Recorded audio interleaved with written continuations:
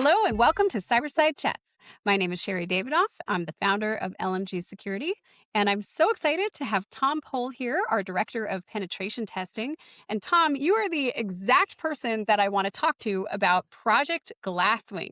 So, for those of you who may not know, Project Glasswing is an initiative that Anthropic just released. Apparently, the new model, Mythos Preview, which none of us can have, is extremely capable of finding vulnerabilities. So capable that they do not want to release it to the world. They are quietly releasing it to approximately 40 tech companies and security researchers and folks like that. So, Tom, thanks for joining me today. Oh, my pleasure. Thanks for inviting me. Tell me what you think of this. First of all, is this as big a deal as Anthropic is making it out to be?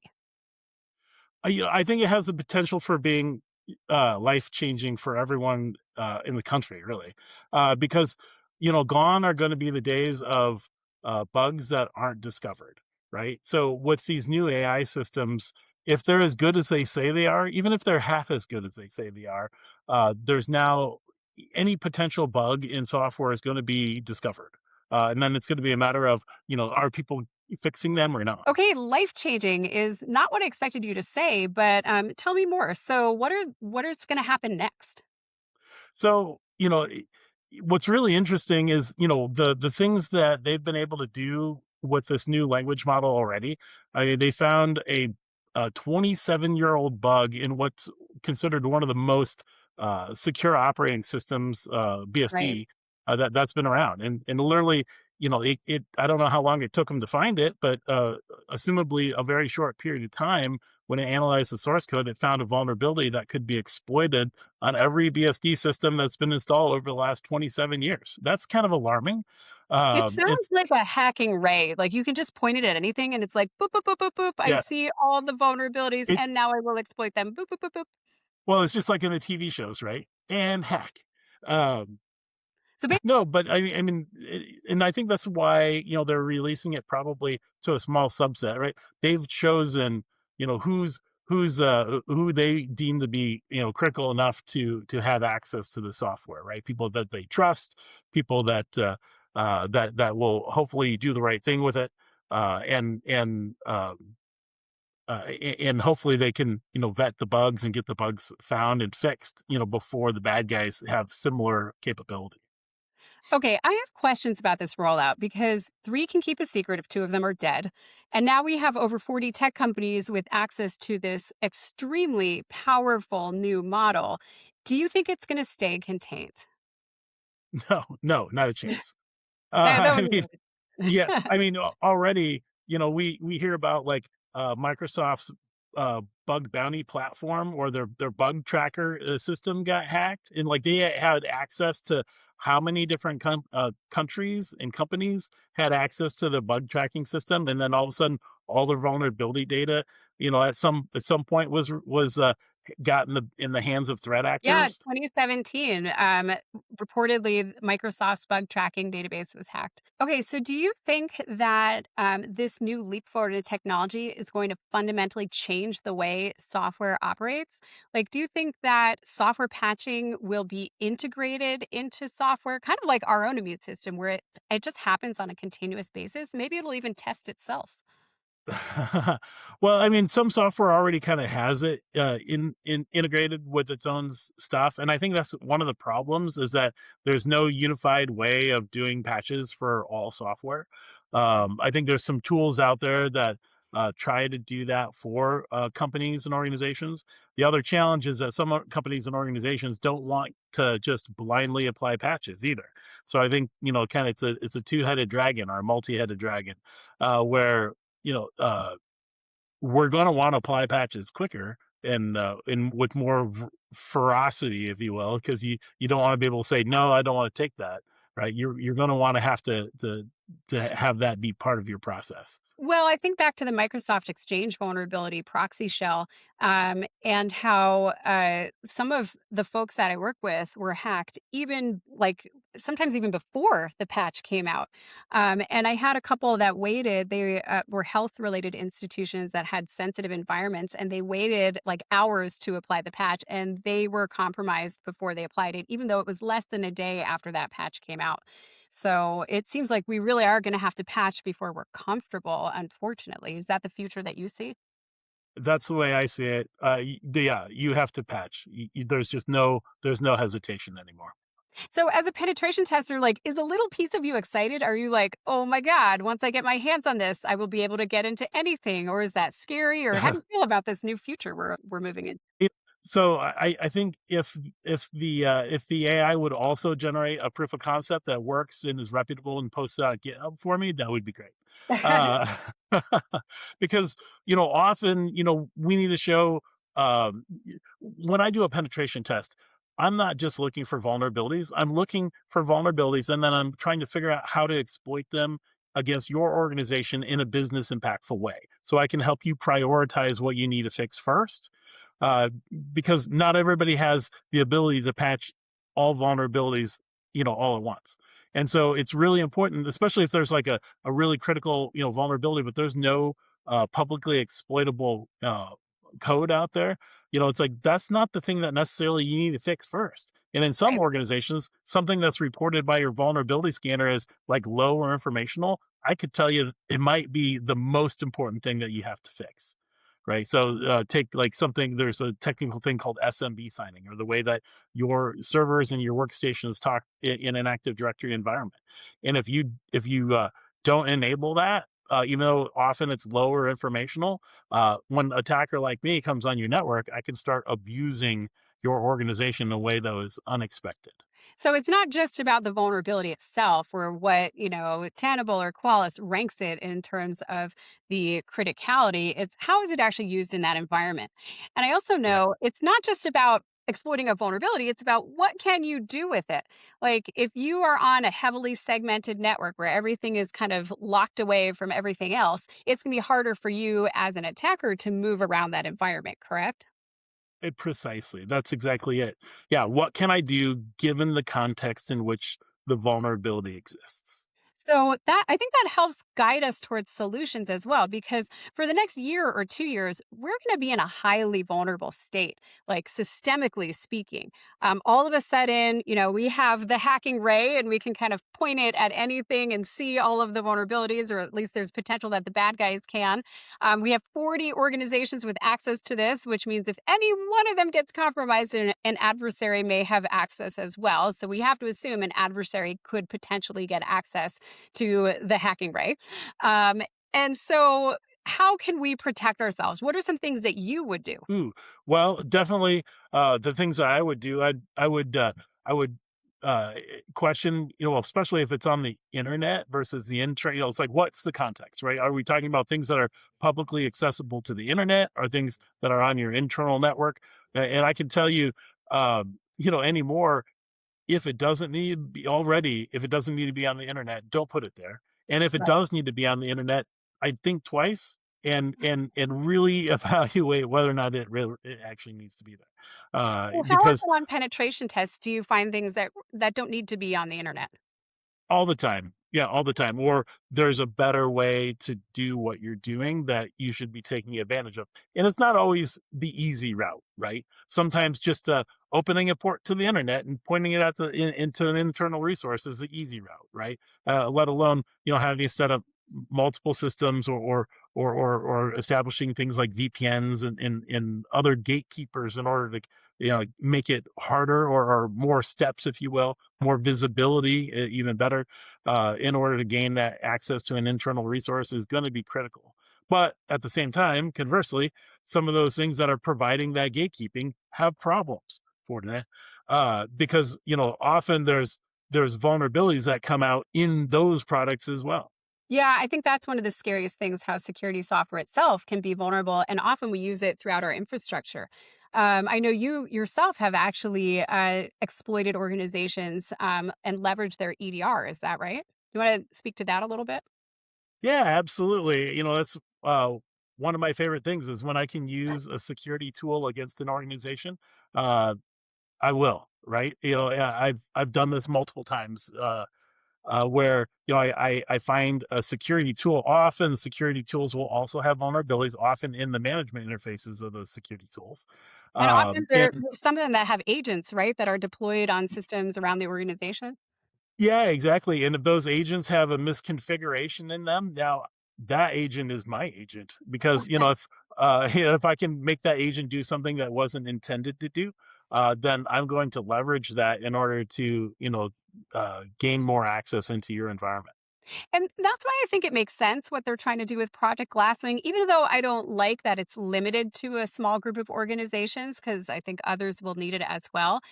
It seems like it makes sense to have, for example, security vendors that are on hundreds of thousands, if not millions of systems, maybe have that leg up and patch their systems first so they can't be used as conduits for the attacker. But do you have concerns over the limited deployment of Project Glasswing? Yeah, who gets to decide who the winners and the losers are for gaining access to this new technology, right? Like, why is Cisco been allowed, but Juniper has not? I don't know if Juniper has or hasn't, but like, who's to say that this organization should get it early and this one shouldn't? Because it's almost like they get to choose who's going to be economically advantaged in this new world. Yeah, well, tell me more about the economic advantage of security that you see. Yeah, so, if I can choose, like, who's going to, be able to be patched and not compromised, naturally, uh, people who are buying software and systems are gonna be like, "I'm gonna buy it from the people that have access to the special tool that makes them more secure." And so, naturally, it seems like Anthropic is choosing who's going to be the winners and the losers in the future, which has ramifications from, you know, stock market, from you name it, like even from revenue perspective, from an organization, even like where, if I'm going to be looking for a job, am I going to want to choose an organization that has access to these tools or one that doesn't? It's like I Or the might ones not want that to work don't might there. need more humans. That's true. Yeah, will they need humans? Absolutely, they'll Well, I need worry a humans. lot about the supply chain as well because even these major vendors are dependent on software libraries and smaller vendors, and it's all systemic and it flows up. And so, do you think, I mean, ultimately, everyone in the software supply chain will need access to tools like this so they can proactively identify vulnerabilities? And at the same time, what is the runway before the bad guys have similar access? Because already, like you said, three people can keep a secret if two are dead, right? And how's it going to happen that these tools are going to stay out of the hands of threat actors, while they're also trying to generate and create their own tools to do the same thing. At some point, everybody's going to figure out the secret sauce, and giving a certain select handful of people, that leg up isn't going to really matter, depending on how quickly the threat actors can also gain that same similar advantage. Right, and who's to say that this is the first time a model like this has come out?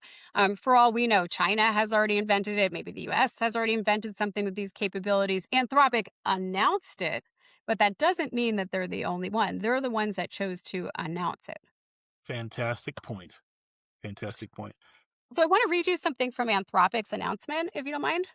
Yeah. They said, once the security landscape has reached a new equilibrium, we believe that powerful language models will benefit defenders more than attackers, increasing the overall security of the software ecosystem. So I think it's interesting they say once we've reached a new equilibrium, like boom, we're out of balance right now. We have these stockpiles of vulnerabilities, but someday we're going to get to a point where we've dealt with them and presumably we can make software that's less vulnerable. And then what will there be for pen testers to do? Nothing. Yeah, I mean, That's do you see that future coming anytime soon where we are in balance? First of all, there's different kinds of vulnerabilities, right? Sometimes there are systemic vulnerabilities in systems. Sometimes there's misconfigurations of things that are being deployed in the way that there isn't a systemic vulnerability other than it's misconfigured. How many times have I gotten Right. onto a network and I found some kind of a device on the network that has default credentials in it, whereas a default credential may or may not be seen as a vulnerability. Mind you, now more and more often, uh, devices will come with unique default credentials that are on a sticker or someplace, so that it's not like, hey, I know it's admin and admin, and in order to get into that device. um Gone are, or those days are shrinking, at least, or there is no default credential. As soon as you try to log into the first time, it says, okay, you need to set up a password. That's great, but often I can do other things on a network that may not be seen as a vulnerability, but really using functionality that's being provided in a way that was unintended, right? I'm a So hacker. I'm going to make vulnerabilities aren't everything is what you're saying. vulnerabilities in terms of software vulnerabilities aren't the only thing. Got it. And I think that, the new develop I love that there's the whole, like, once we're in equilibrium, and I think that's just it. Everyone is going to need to start using some kind of tool in their development process in order to, hopefully vet that there are no vulnerabilities or less vulnerabilities or no obvious low-hanging fruit when they deploy their code. And I think we're just sitting on um, uh so much kind of backlog of technical debt in organizations, that right now, like, how many decades of technical debt do we have? We've been developing software for what, 40, 50 years. I'm sure there's technical debt almost as old. Well, and it seems like software development companies know that there are vulnerabilities. I think every software development company that we've seen and vetted has a list of things they're trying to get to.